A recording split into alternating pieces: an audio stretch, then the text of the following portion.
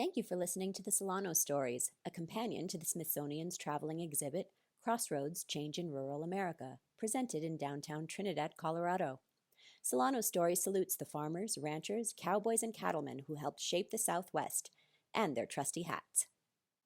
Jim Marchetti, written by Jim Marchetti. My life began at the Stetson hat factory. Early in life, I was sent to Solanos Western Wear. There I met a variety of people. Before too long, they put me on the sale rack. Shortly after that, I was sent home with a kind of kid cowboy. At first, he wore me to town mostly. Sometimes there was a wedding or a funeral, but mostly we went to beer joints and things.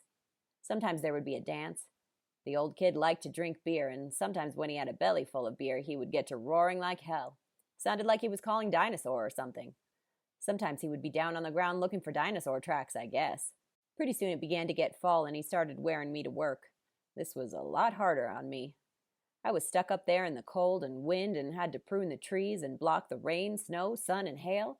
We saw quite a few things out there, like birds waiting for the sun to go down so they could get their shadows out of the brush. One thing they never saw, no matter what time they got up, was the crack of dawn. She was always way ahead of those boys.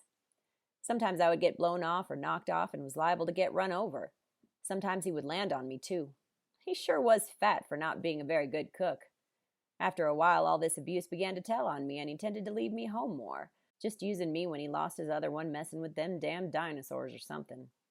He also used me for mechanizing, windmilling, and water gaping.